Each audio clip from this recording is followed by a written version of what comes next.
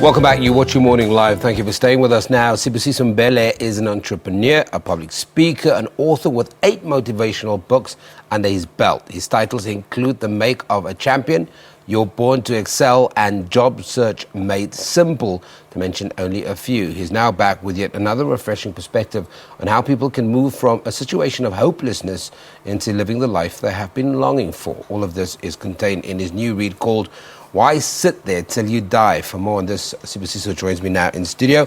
Sibusiso, thank you very much for joining me on Morning Live.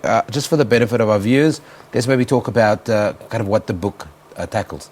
The book tackles issues of personal change, how one moves from a place of hopelessness and to live and then maximize their potential in life. Because I think a lot of people are sitting their potential, are sitting their capabilities in situations or the background that they've been, that are sad, that are discouraging, and then they end up dying in those circumstances. That I'm trying to challenge people to move from those situations and live a life that can be fruitful, can be impactful in the society, as we need people who can be inspiration to the young fellows in our communities.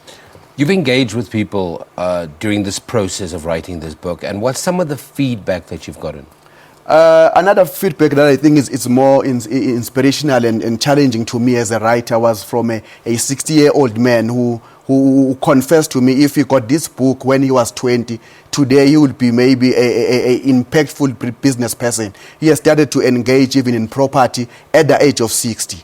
And there are people who are saying that this book has changed their lives, the perspective they have, and they've given up on life, but now they're able to come back and say, I can live my life regardless of what has happened in my life.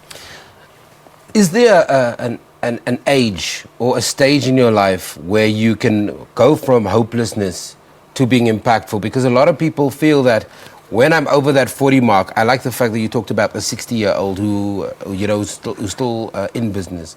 But a lot of people feel that after a certain age, it's a lot more difficult to move from hopelessness to having an impactful life. It's not that difficult, but it depends with the view that one is standing upon. Because some other people are around, the people who discourage them each and every day, who say things like they cannot do anything, they cannot be anything in life. But if one moves away from that crowd and join people who can encourage them, who can challenge and support them, you find one is able to win a battle. A case scenario I can mention, someone can lose their both parents. One can say, I cannot be anything in life. But if one come across someone who has been in that situation and say, regardless of what I've been through, but I've managed to overcome, and now I'm a case study to other people to say, my life is encouraging to them. It depends where you stand and who are you interacting with, and also the change in mindset. Why are so many of us living a life that we don't want? I think we give up so easily, and we accept defeat as the final state in our life, that we cannot do anything about that. And because once there's a shift in our mindset, then there is that possibility, that small light that can say that in this situation, something can still come up.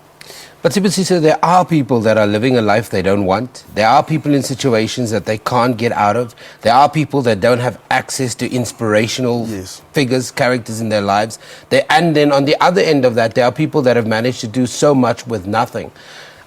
If you are finding yourself this morning in a situation where you are feeling completely hopeless, what is the first thing that you would say to that person to do this morning, on the Saturday morning, on the 28th of January? How do you change your life by the 30th of Jan? Or what is that process that you embark on to be able to move there? I think the first words of wisdom I can throw to that person will be to say, you are not the first person who's going through what you are going through. Because in life, you find that there are three kinds of people. There's someone who's coming out of a situation, there's someone who's about to get into a situation, and there's someone who's going through a situation. And then you cannot just close yourself out because you are saying that I'm going through something, as if you are the only person who's experiencing that. But our experiences is our reality. If somebody is hopeless, it's impossible for me to think of what the next person is going through when I am finding myself eye deep or neck deep in trouble. Yes, that's true, but that's not the only final stage. Because every time when you are at your deathbed, it's when you realize that I still have something to offer in life. From that moment, you make a conscious decision that if I can get 1 minute of my life, I can still do something.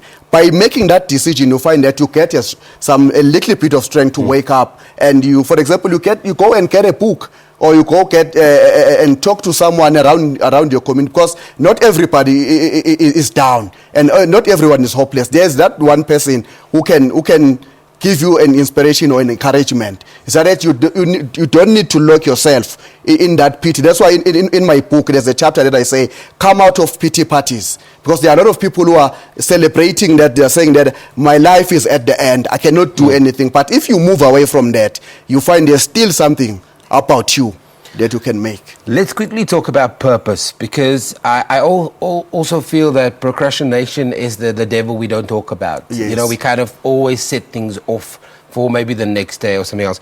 How do we define our purpose? Because some people are very happy teaching others. Yes. Some people have naturally, through whatever process, have gone into a teaching role where they are quite passionate about engaging with other people, and that gives their life meaning. But how do you, if you nobody's shown you how to find a purpose, how do you define a purpose so that you don't sit there till you die? I think that's critically to a layman. That is why you need someone who can be a mentor or a coach to usher in you in terms of that.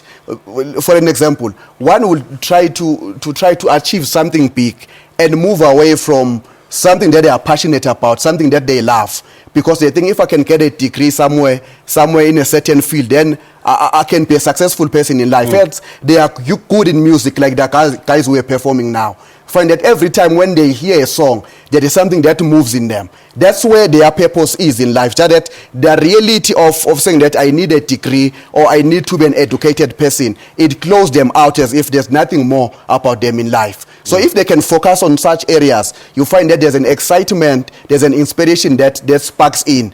As they begin to do more of that, they begin to move from one level to another until they get there. But let's be honest, even if their purpose is music, even if they have found their passion, how important is it to surround yourself with people that kind of keep you on the track to say you're doing a great job? Because it's probably as easy when you're on the road to whatever, how you've defined success, that you can get sidetracked by naysayers, people that are not really in your corner, friends that are secretly jealous of your success, and we are all surrounded by it in some way or another. So how do you kind of stay on that purpose? Do you need to surround yourself with positive people? You need, because the crowd that you keep, it defines and it speaks where you'll be. So that is why there's a saying that says, show me your friends and I'll show you how your future will be. So one way or the other, we cannot run away from that. For example, for me, where I am coming from today, there are people who from where I am coming from, they are watching me from the television today. But if I were to talk about where I'm coming from, that I was raised by domestic workers who didn't have degrees, but I had to go to an extent where I go to the university, I study, I end up being in a teaching environment where I teach other people as well. So if I had to sit from that platform to say I was grown by these domestic workers, there was nothing about me, I would have sat there. Even today, I would not be even here. Sure. A lot of people would not be even experiencing the wisdom that I'm sharing. So at the end of the day, that is why I had to start buying one book from another to start to shift my mindset. Yes. Sibusiso, we've run out of time. Thank you very much. That's entrepreneur, public speaker, and success coach Sibusiso Mbhele. And the book is called Why Sit There Till You Die. We take an ad break, don't go anywhere.